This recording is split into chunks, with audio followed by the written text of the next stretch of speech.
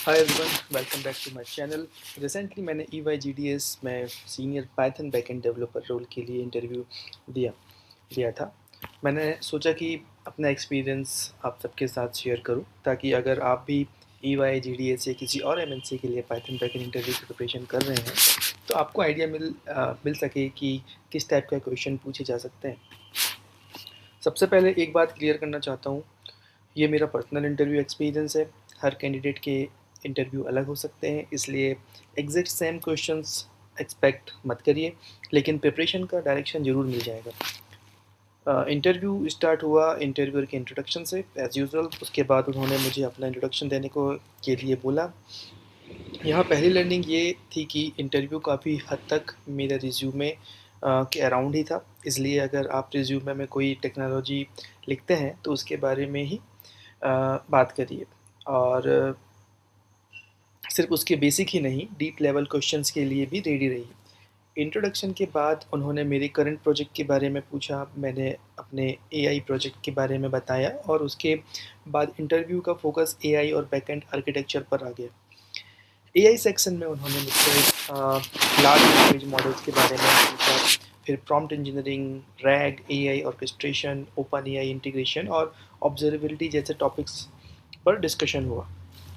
एक चीज़ मैंने नोटिस की कि इंटरव्यूअर ये नहीं देख रहे थे कि मैं जीपीटी जैसा मॉडल बनाया है या नहीं। वो ये समझना चाहते थे कि रियल प्रोजेक्ट्स में एआई को प्रैक्टिकली कैसे यूज़ किया जा सकता है। उसके बाद डिस्कशन AWS पर शिफ्ट हुआ।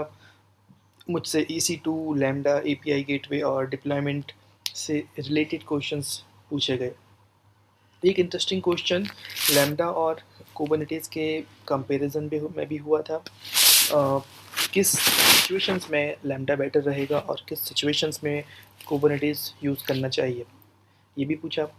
डेटाबेस सेक्शन में मोंगोडीबी और PSQL मतलब कि पोस्टग्रेसQL पर डिस्कशन हुआ।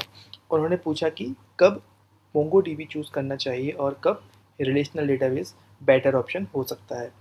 बैकएंड आर्किटेक्चर में माइक्रो सर्विसेज, API डिज़ाइन और बैकएंड फॉर फ्रंट एंड यानी BFF पैटर्न पर भी बात हुई, जो कि मेरा करंट प्रोजेक्ट का हिस्सा था। पाइथन से रिलेटेड क्वेश्चंस में डेकोरेटर्स का कॉन्सेप्ट पूछा गया और प्रैक्टिकल यूज़ केसेस डिस्कस हुए। क्योंकि मेरे रिज्यूमे में टेक्निकल लीडरशिप का एक्सपीरियंस था, इसलिए टीम कोलैबोरेशन, कोड रिव्यूज़ और प्रोजेक्ट ओनरशिप पर भी कुछ क्वेश्चंस हुए थे। ओवरऑल इंटरव्यू का एनवायरनमेंट काफ़ी प्रोफेशनल था। इंटरव्यूअर फ्रेंडली था और डिस्कशन को प्रैक्टिकल डायरेक्शन में ले जा रहे थे। मुझे कहीं भी ऐसा नहीं लगा कि वो इंटेंशनली कंफ्यूज करने की कोशिश कर रहे हैं। इंटरव्यू के बाद मैंने अपना रिज्यूमे दोबारा देखा और मुझे सबसे बड़ी लर्निंग ये मिली कि इंटरव्यू की प्रिपरेशन सिर्फ पाइथन या AWS पढ़ने से नहीं होती। सबसे पहले अपने रिज्यूमे की प्रिपरेशन करनी चाहिए। रिज्यूमे में जो भी टेक्नोलॉजी, प्रोजेक्ट या रिस्पॉन्सिबिलिटी लिखी है, उसका कॉन्फिडेंस के साथ एक्सप्लेनेशन देना हमें आना चाहिए।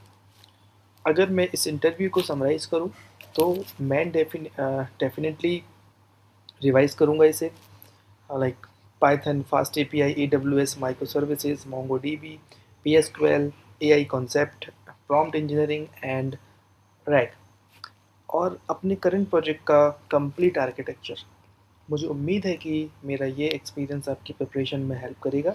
अगर आप भी इंटरव्यूज़ दे रहे हैं या पाइथन बैकएंड, AI या AWS की प्रिपरेशन कर रहे हैं तो कमेंट में बताइए किस कंपनी के लिए प्रिपेयर कर रहे हैं। मैं अपने आने वाले इंटरव्यूज़ और उनके एक्सपीरियंस भी इसी चैनल पर शेयर करता रहूँगा। Thank you for watching. See you in the next video.